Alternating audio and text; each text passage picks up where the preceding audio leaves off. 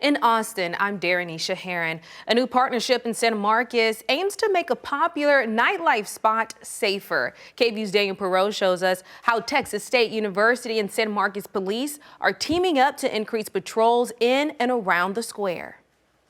With all the bars and restaurants in this area, on a Friday night like this, it's a popular place for Texas State students.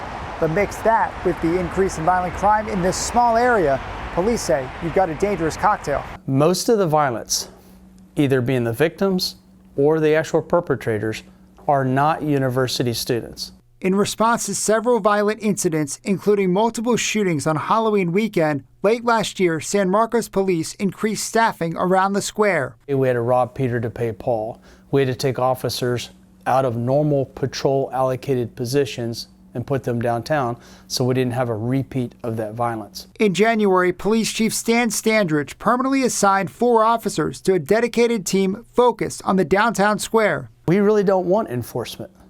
We want relationship. I want those officers to be proactive. I want us working with those bars to prevent issues before they ever manifest. Pulling them off the streets and putting them downtown isn't cheap. So Texas State University is giving San Marcos police $150,000 to help cover those costs. We want continued collaboration. This is the first step. Around the square, Standridge says there's a visible footprint. I want everybody to know this is a safe environment. We're going to ensure it remains safe. So far, the chief says it's working. They haven't seen the kind of violence downtown they saw last year. It looks remarkably different than it did just 4 or 5 months ago. The funding runs through the end of June. Standridge says they'll reassess what things look like for the fall. But one thing's for sure, that dedicated downtown unit is here to stay. Daniel Perot, KVUE News, San Marcos. Daniel, thank you. Some newly certified Texas real estate agents say they're ready to sell homes, but a backlog has them sidelined. The Texas Real Estate Commission confirms it's behind on issuing licenses, leaving some agents waiting weeks or even months to get started. KVUE's Jose Alonso tells us what's causing the delays.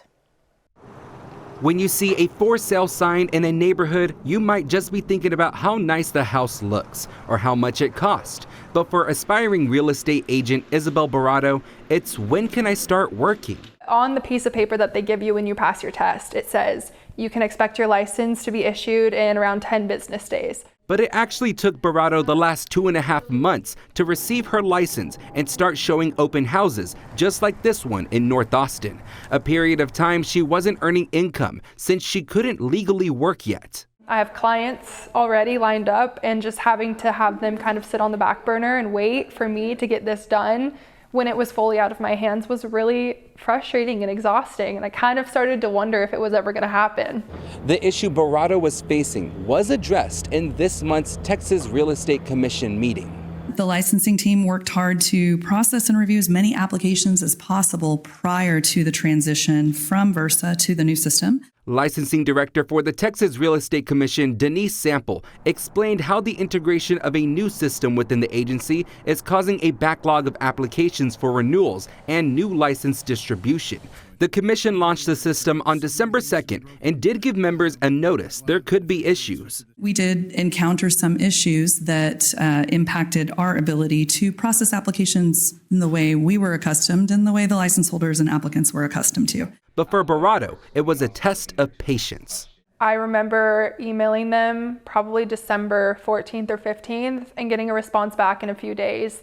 The response was basically just, we don't know when anything's going to get resolved, just stay tuned. She's thankful her issue has been resolved, but she's sharing a warning for others who want to enter this career field. I would say do it. I'm very grateful that I picked this career. I wouldn't change it for a thing, even though we've had all these hardships. But go into it expecting that it's going to be a rocky road for a little while. Homes are quickly going up for sale, but it may be a while before a new agent can be the one to sell it. In Austin, Jose Alonso, KVUE News.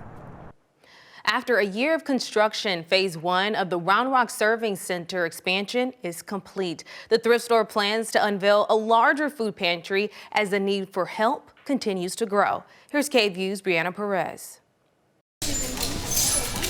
Giving old clothes a new purpose. It's just kind of an upward spiral. The more we can sell the more money we can put back into giving where there's needs. The Round Rock Serving Center is opening the doors to its newly expanded thrift store. Twice the space, twice the impact, and more support for the food pantry and social programs next door. I was here twice last week, and I came in again today. I don't regret spending the money here because they use it wisely for the other people too.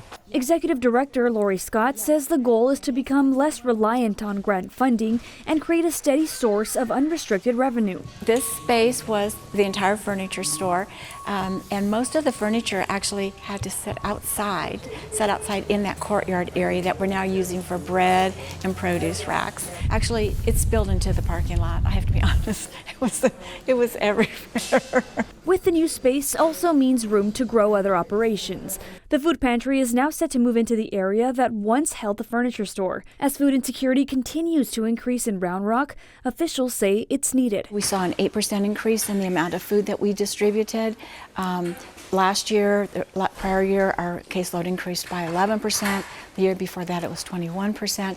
So we continue to see the need go up. She says last year the pantry distributed 1.8 million pounds of food and served over 110,000 people. Families go through and they go through with their grocery cart, make their own selections. We don't just pack a box of food and give it to a family.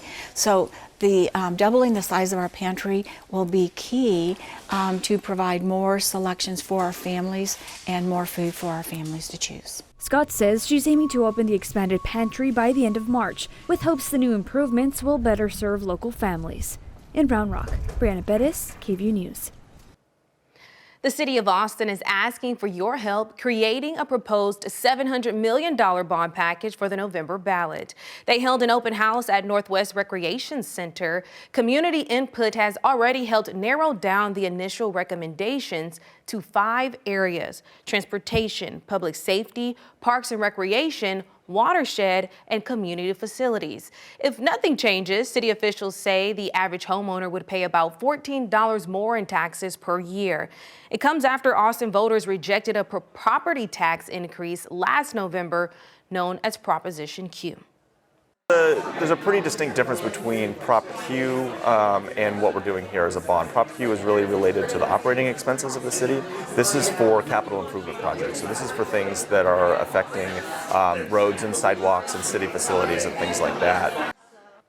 City staff say your input is key to crafting the final recommendation that will be sent to City Council in May.